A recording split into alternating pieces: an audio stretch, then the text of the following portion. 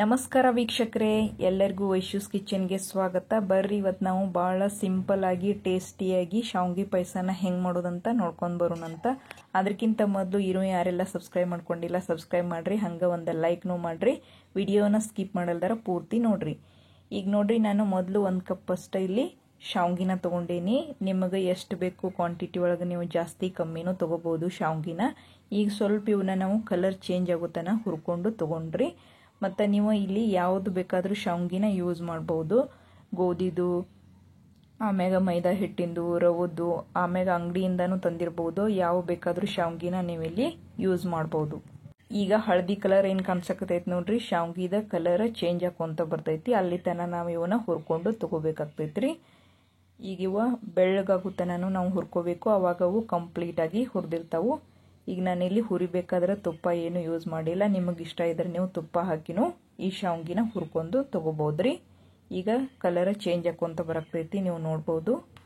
ಮತ್ತು ಈ ವಿಡಿಯೋ ಇಷ್ಟ ಆಗಿತ್ತಂದ್ರೆ ಎಲ್ಲರಿಗೂ ಶೇರ್ ಮಾಡಿರಿ, ಹಂಗೆ ಲೈಕ್ ಮಾಡೋದು ಮರ್ಯಾಕೆ ಹೋಗ್ಬೇಡ್ರಿ. ಈಗ ನೋಡ್ರಿ, ಕಂಪ್ಲೀಟಾಗಿ ಇವು ಶಾವ್ಗಿ ಹುರಿದ್ಮ್ಯಾಗ ನಾನು ನಿಮಗೆ ತೋರಿಸ್ತೀನಿ. ಈ ಥರ ನಮ್ಗೆ ಹುರಿದಿರ್ಬೇಕು. ಇಷ್ಟು ಹುರ್ಕೊಂಡ್ರೆ ಸಾಕ್ರಿ. ಈಗ ಗ್ಯಾಸ್ನ ಆಫ್ ಮಾಡ್ಕೊಂಡ್ಬಿಡ್ರಿ. ಈಗ ಅದ ಕಡಾಯಿ ಒಳಗೆ ನಾವು ಸ್ವಲ್ಪ 1-2 ಸ್ಪೂನ್ ಅಷ್ಟು ತುಪ್ಪ ಹಾಕೊಳಕತ್ತೀನಿ ನೋಡ್ರಿ. ಈ ತುಪ್ಪ ಹಾಕೊಂಡಿದ್ಮ್ಯಾಗ ಇದು ಸ್ವಲ್ಪ ಮೆಲ್ಟ್ ಆದ್ಮ್ಯಾಗ ನಾನಿಲ್ಲಿ ಡ್ರೈ ಫ್ರೂಟ್ಸ್ನ ಆ್ಯಡ್ ಮಾಡಕತ್ತೀನಿ ನೋಡ್ರಿ. ಸ್ವಲ್ಪ ಗೋಡಂಬಿ, ಸ್ವಲ್ಪ ಬಾದಾಮ, ಸ್ವಲ್ಪ ಒಣ ದ್ರಾಕ್ಷಿನ ತೊಗೊಂಡೇನಿ. ಈಗ ಇವು ನಮ್ಗೆ ಕಲರ್ ಕೆಂಪಗಾಗುತ್ತೆ ನಾವು ಹುರ್ಕೊಂಡು ತೊಗೊಂಡು ಬರೋಣ್ರಿ.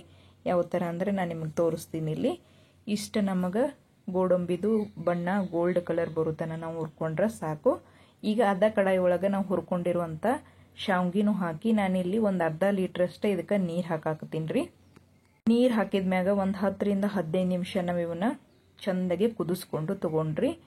ಕಾಳು ನಮ್ಗೆ ಗಿಂಜಾಗಬೇಕು ಪೂರ್ತಿ, ಅಲ್ಲಿ ತನಕ ನಾವು ಇದನ್ನು ಕುದಿಸ್ಕೊಂಡು ತೊಗೊಳೋಣ್ರಿ. ಯಾವ ಥರ ಅಂದ್ರೆ ಪೂರ್ತಿ ಅದರೊಳಗಿರುವಂಥ ನೀರೆಲ್ಲ ಹೋಗಬೇಕು.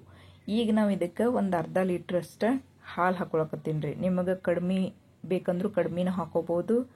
ಆದ್ರೆ ಹಾಲು ಸ್ವಲ್ಪ ನಾವಿಲ್ಲಿ ಜಾಸ್ತಿನ ಹಾಕೊಂಡ್ರೆ ಶಾವ್ಗಿದ ಪಾಯಸನೂ ಡಬಲ್ ಆಗ್ತೈತಿ, ಟೇಸ್ಟ್ ಚಲೋ ಇರ್ತೈತಿ. ಈಗ ನೋಡ್ರಿ, ಸ್ವಲ್ಪ ಹಾಲು ಹಾಕಿದ್ಮ್ಯಾಗ ನಾವು ಇದನ್ನು ಇನ್ನೂ ಒಂದು 15 ನಿಮಿಷ ನಾವು ಇದನ್ನು ಸಣ್ಣ ಉರಿ ಒಳಗೆ ಇಟ್ಕೊಂಡು ಕುದಿಸ್ಕೊಂಡು ತೊಗೊಳೋಣ್ರಿ. ಇದು ಪೂರ್ತಿಯಾಗಿ ಗಿಂಜಾಗುತ್ತಾನ ಮತ್ತೊಂದು ಸ್ವಲ್ಪ ಹಾಲಿನೊಳಗೆ ಕುದೀತು ಅಂತಂದ್ರೆ ನಮಗೆ ಟೇಸ್ಟ್ ಮತ್ತೊಂದು ಸ್ವಲ್ಪ ಜಾಸ್ತಿ ಆಗಿ ಬರ್ತೈತಿ. ಯಾವ ಥರ ಅಂತ ನಾನು ನಿಮಗೆ ತೋರಿಸ್ತೀನಿ ರೀ. ಈಗ ಕಂಪ್ಲೀಟಾಗಿ ಕುದ್ದೈತೆ ನೋಡ್ರಿ ಇದು. ಈಗ ನಾವು ಈ ಹಂತದೊಳಗಿರ್ಬೇಕಾದ್ರೆ ಇದಕ್ಕೆ 1 ಕಪ್ ಅಷ್ಟು ನಾನಿಲ್ಲಿ ಸಕ್ಕರೆ ಹಾಕೊಳಕತ್ತೇನೆ ರೀ. ನಿಮಗೆ ಸ್ವೀಟ್ ಕಮ್ಮಿ ಬೇಕಾದ್ರೆ ನೀವು ಕಮ್ಮಿನೂ ಹಾಕೋಬಹುದು, ಸಕ್ಕರೆನ ನಡಿತೈತಿ.